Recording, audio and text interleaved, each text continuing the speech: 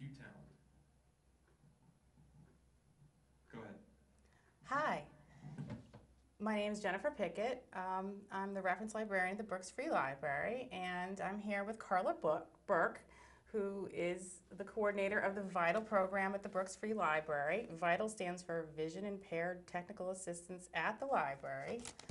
VITAL. There's the red light. No, there it is. We are here to tell you about a new program that we're offering today that's going to be here at the Community Center. The first date for the new program is June 4th, 9:30 to 10. It's going to be the first Tuesday of the month here at the Community Center in conjunction with the COA. And it's going to be called Living with Vision Loss. And it's something new, and we're still working on exactly what it's going to be. We're looking for feedback. We're here to tell you about a few of our ideas. We'd like to get some ideas from all of you if you have specific things that we'd like to show you. But we have a great VITAL program at the library that Carla's been running for a number of years now. We have a lot of services that we offer there for people with vision impairment and also their relatives and friends that might be helping them. We have a lot of devices that we're going to be showing you and talking about, and we think this program at the COA is going to be a little bit of outreach where we're going to be showing you some of those devices where you can learn about things if you're dealing with vision loss or somebody you love is dealing with vision loss. And there's also appointments that you can make to have a more in-depth discussion and technology training at the library. So for the most part, I'm going to be turning it over to Carla, and she's going to be talking to you about a few of the devices and assistive technology, and we'll demonstrate a couple of things and show you just some of the things that we can do, and we'll be showing you. This is Carla. All right, thank you, Jen. So the idea for this is we wanted to be able to show people some devices that are available, some adapted techniques that people can use to perform tasks in their daily life. So for example, reading, that seems to be the #1 issue with people when they lose their vision. How can I access books? How can I read the newspaper or magazines? How can I read my mail? Those types of things. So we do have some devices available at the library and also some portable devices. The most popular one, and we will be providing instruction on this during our monthly programs here at the Community Center, is the National Library Service digital player. I don't know how many people have heard of Perkins Library, but that Perkins Library in Watertown is the network library for the federal program, National Library Service, and that provides books and magazines free to people, U.S. residents, who have a print impairment, a print disability. And Jen can sort of show you the player that you get on permanent loan for free. It's a totally free program. And what's called a talking book, which is a book is on a digital cartridge that fits right into the player. And we can sign people up for this program. It's just a simple application that we help you fill out. And again, magazines and books, they also offer a downloadable service that our VITAL volunteers will help patrons who don't have access to a computer. They can download books for people and put them onto one of these cartridges, and people can check them out at our library.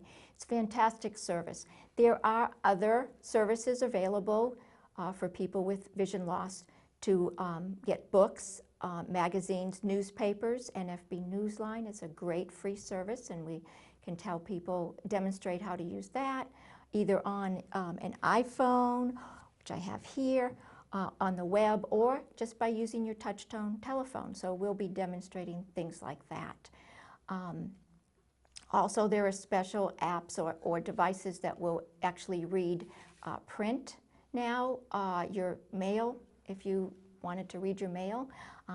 There's even a wonderful new app that will read handwriting, which is the first of its kind. So that's really exciting. In terms of writing, we have writing guides. I know we have some 2020 and a signature guide, but there are check writing guides. There's special paper that has bold black lines to follow along, envelope writing guides, all sorts of things we're going to be showing. Note-taking is a question I get all the time, how can I just take a quick note, jot something down? And there are devices such as the Wilson Digital Recorder, very simple with 3 buttons. There's the Victor Reader Stream that does a whole lot more than just take notes, but it's very simple to use for a note taker. And there's obviously apps and things like that. We'll be showing you all different ways that you can take quick notes or more in-depth notes. Labeling, I get asked this a lot of time. How can I label items so I can identify them and know? So we actually have a couple of devices. One we've brought with us called the Pen Friend. It's just a simple, they say it's a pen, looks like a pen. I think it looks more like a carrot. But you just have these stick-on labels, and you can record a message, you or someone you know can record a message on the label and then just hold the tip of the pen up to it and it will read it back to you. So that's one way. And of course there's also, I think I put out some tactile markers. There's all different kinds, different sizes, different shapes that actually stick on to things, and you can mark things with that. I happen to use some very simple things like an elastic or a paper clip. And so we're going to talk about different techniques, different ways to mark things.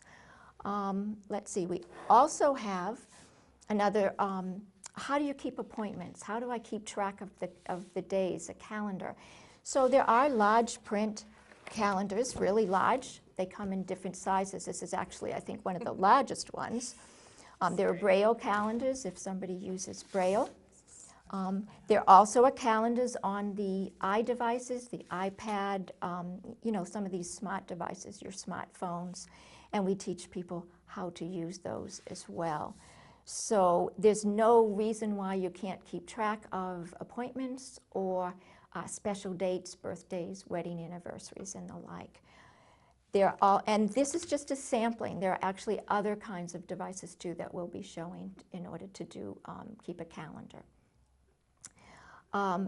Cooking, dressing, laundry, cleaning, house cleaning. Oh my gosh, there's so much out there that you can use to help you perform those tasks. And certainly a lot of techniques too that I use myself and that I can share that I know others use as well. I did bring a couple of things to do with cooking. The most intriguing one that I want Jen to show is if you've ever tried to fry an egg or make a pancake without sight, it is a little bit tricky. So they have this ring available that you just put in the pan and you pour the egg into it or the pancake batter, and it actually keeps the food molded to that shape. So you can just stick the spatula underneath it and either take the ring off and flip it, or just, if you don't flip your eggs, what's that called, sunny side up? Mm-hmm. You can just take the ring off and take the egg out of the pan. So liquid level indicator, if you're pouring liquid like milk or water or coffee, there's these liquid level indicators that actually hang over the edge of the cup, and when the liquid reaches the prongs, it gives off a buzzer, which is pretty startling. They also make them now that play music, which I think I'll get one of those instead of this buzzer. And in terms of a technique, I don't know if I want to admit this, but when I'm pouring for myself and not for company, I just stick my finger over the edge of the inside of the glass and I can feel if it's cold, if it's a cold beverage. So there's all those types of techniques and devices that we're going to, each week we will have some devices available, talk about some techniques. We will have, although each month that we offer this, the first Tuesday of the month, we'll also take some of that time to concentrate on one type of task, whether it be labeling items or, color indicators. How do you tell what color clothes you have on, that type thing. So we'll focus in on some ideas, some tasks, and of course we want input from you as well. Couple more things. We will be getting a smart speaker. I don't know if you've heard of the Amazon Echo, the Google Home. Apple has one as well. We're going to be, thanks to a very generous donation from a patron, we will be purchasing an Amazon Echo and showing people all the things that they can do with the Echo. You've probably heard of Alexa. There's so much that Alexa can help you with, and so we'll just be talking about smart speakers as well. And of course, all this will be available at the library too. One last thing I just want to mention is we are hoping to be able to purchase soon some adapted board games and card games. Monopoly, Scrabble, left, right, center, bingo, all sorts of games. Cribbage boards, an adapted cribbage board for people who are blind or who have low vision. And we will be demonstrating those, making them available at the library, actually offering some programs for people with vision loss as well as with their sighted friends or peers to come to our library to have a sort of a game hour or whatever, but that's in the works. So I think, did I cover just about everything that's on the table? Talking calculator. Oh yes, here. yep. So again, you know, you can obviously use a smart device to perform mathematical tasks, but you can also use something like this, which I use, keep at my desk. It's a talking calculator. So there are a lot of devices. If you think of something that you want to know how to do, you're struggling with a task because of your vision loss, or your spouse or parent or someone you know is, give me a call at the library. We'll put that on our list of things to cover during our monthly program here. And also remember that we do offer more individualized instruction. We can schedule that if you happen to come and see something at the library, at the program here or at the library that you want to learn how to do. We will have some hands-on time during the sessions that we have here at the COA, but more in-depth instruction will take place at the library. And one last thing, I know I picked up a stack of some handouts and brochures and catalogs that we keep at the library. We have a whole resource area filled with shelves of information for people with vision loss or for their family or friends. Or if there's just somebody who is interested in learning how people with vision loss do, perform different tasks, you're certainly welcome to come. And if you're looking for something in particular and you don't know where to find it, then certainly give me a call at the library and we will make that resource information available to you as well. And everything that we demonstrate during that half hour each month, we will also have information about how you can either get it for free if it's a free device, or get it through an organization you might be eligible for, such as the Massachusetts Commission for the Blind or the Veterans Administration, or we even have information on loan programs where you can get some help financially to purchase some of this equipment.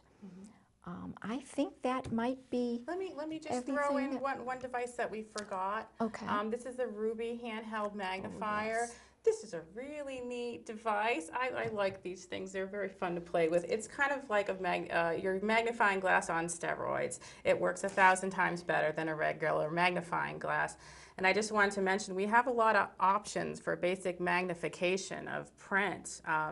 We just got a new Optilec Clearview video magnifier with speech, which is a pretty neat device.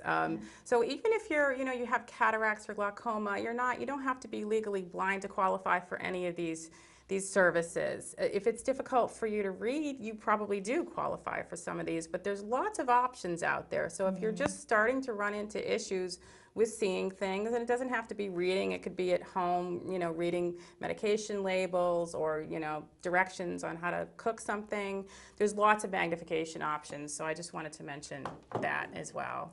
That's true. Yeah. Yeah, so we will be covering magnification options, audio, speech options, touch lightly on Braille.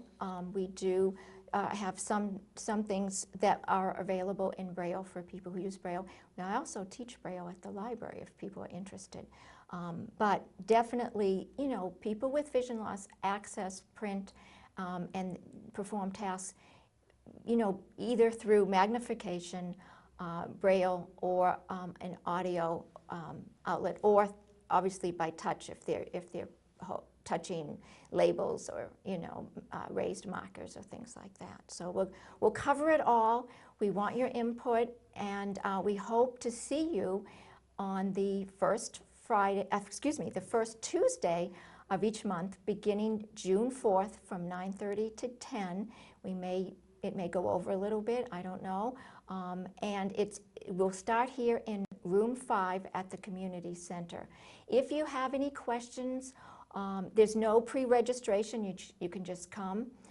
But if you have any questions or suggestions, give me a call at the library. The number there is 508-430-7562. I'm at extension 5, and I work on Tuesdays and Thursdays, but I do have voicemail, so if I'm not at my desk, please leave a message with your name and phone number, and I'll get back to you.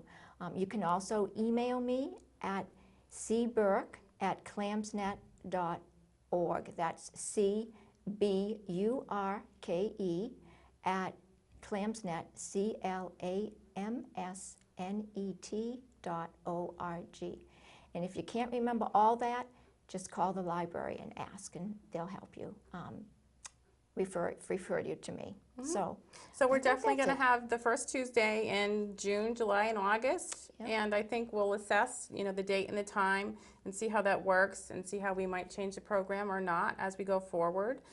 This is all new to us, so we want to hear from you, what works best from you, but we would love to see people just drop by when you're here to come in to talk to us and let us know, you know, what you're looking for. Exactly. With assistive technology. Thank you. Thank you.